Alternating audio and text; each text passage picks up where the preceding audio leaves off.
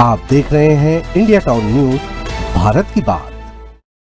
नमस्कार, स्वागत है आपका इंडिया टाउन न्यूज में। मैं हूं आपके साथ संजना कुशवाहा। छत्तीसगढ़ में भारत सरकार की महत्वाकांक्षी भारतमाला परियोजना के तहत रायपुर विशाखापट्टनम इकोनॉमिक कॉरिडोर के लिए अभनपुर अनुविभाग में भूमि अधिग्रहण में हुए भारी भ्रष्टाचार की गूंज अब राजधानी दिल्ली तक पहुंच चुकी है, जहां भारतमाला प्रोजेक्ट के तहत रायपुर विशाखापट्टनम इकोनॉमिक कॉरिडोर में गड़बड़ी को लेकर नेता प्रतिपक्ष चरणदास महंत ने प्रधानमंत्री नरेंद्र मोदी को चिट्ठी लिखी। पत्र में उन्होंने 43 करोड़ की गड़बड़ियों का जिक्र करते हुए सीबीआई जांच की मांग की है। इसके साथ ही भारतमाला के तहत बन रहे सभी प्रोजेक्ट के जांच की भी मांग की। देखिए हमारी खास रिपोर्ट सिर्फ हमारे साथ।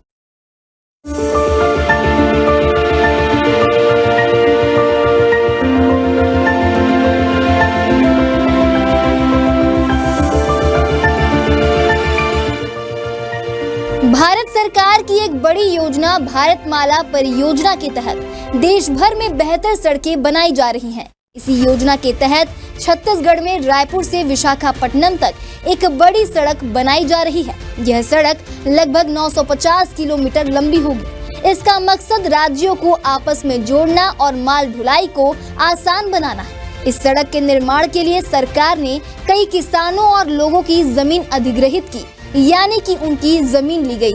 इसके बदले उन्हें मुआवजा दिया जाना था, लेकिन इस मुआवजे को लेकर एक बड़ा घोटाला सामने आया है। शुरुआती जांच में पता चला कि कुछ सरकारी अधिकारी, भूमाफिया और कुछ प्रभावशाली लोग आपस में मिलकर फर्जी तरीके से जमीनों के दस्तावेज तैयार किए। इसके बाद उन्होंने असली किसानों की जगह खुद को जमीन का मालिक दिखाया और सरकार से मुआवजा के रूप में करोड़ों रुपए ले लिए। पहले तो ये मामला छोटा लग रहा था। जांच में सामने आया कि लगभग 43 करोड़ रुपए का घोटाला किया गया है, लेकिन जैसे जैसे जांच आगे बढ़ी यह आंकड़ा बढ़ता गया। अब तक की जांच में यह घोटाला 220 करोड़ रुपए से ज्यादा का हो चुका है। तो वहीं राज्य सरकार ने इस मामले की गंभीरता को समझते हुए ईओडब्ल्यू को इसकी जांच सौंपी है। बता दें, यह पहली बार है जब छत्तीसगढ़ में किसी भूमि अधिग्रहण घोटाले की जांच ईओडब्ल्यू कर रही है। ईओडब्ल्यू ने इस मामले में पहले से कई अहम दस्तावेज जुटा लिए हैं। अब प्रशासन से करीब 500 पन्नों की जांच रिपोर्ट भी मांगी गई है। रिपोर्ट मिलते ही दोषियों के खिलाफ एफआईआर दर्ज की जा सकती है और जल्द ही गिरफ्तारी भी हो सकती है। अब तक की जांच में ईओडब्ल्यू को लगभग 164 करोड़ रुपए के लेन देन का रिकॉर्ड मिला है, जो संदिग्ध माना जा रहा है।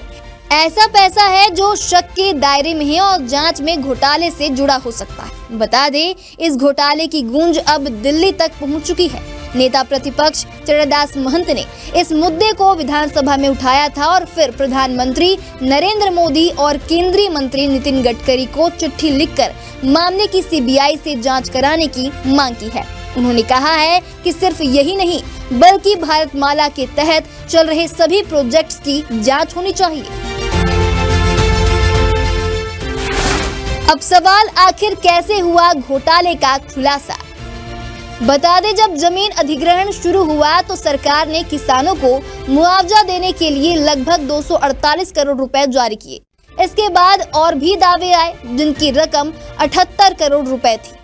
जब ये देखा गया कि दावे बढ़ते ही जा रहे हैं, तब नेशनल हाईवे अथॉरिटी के चीफ विजिलेंस ऑफिसर ने रायपुर के कलेक्टर से जांच करने को कहा। हालांकि यह जांच लंबे समय तक अटकी रही, लेकिन जब दिल्ली से दबाव आया तब रायपुर कलेक्टर ने एक रिपोर्ट तैयार की। इस रिपोर्ट में साफ साफ कहा गया कि असली मुआवजा 35 करोड़ रुपए के आसपास बनता था, लेकिन 213 करोड़ रुपए ज्यादा बांट दिए गए। यानी बिना वजह और फर्जी तरीके से इतनी बड़ी रकम लोगों को दे दी गई। अब ईओडब्ल्यू जल्द ही दोषियों पर एफआईआर दर्ज करेगी। गिरफ्तारी भी जल्द हो सकती है। अगर केंद्र सरकार मानती है तो सीबीआई जांच भी हो सकती है। राज्य सरकार और केंद्र सरकार इस पूरे मामले की गहराई से जांच कर रही है।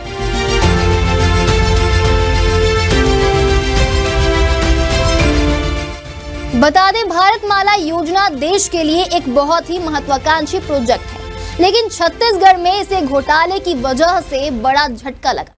जहां किसानों को राहत मिलनी चाहिए थी, वहीं कुछ लोगों ने मिलकर करोड़ों की रकम हड़प ली है। अब जांच एजेंसियां पूरी ताकत से जुटी हुई हैं ताकि दोषियों को सजा मिल सके और असली किसानों को उनका हक मिल सके। अब देखना दिलचस्प होगा कि ये मामला कितना गर्माता है। हम आपको सारे अपडेट देते रहेंगे। देखते रहिए इंडिया टाउन न्यूज, भारत की बात।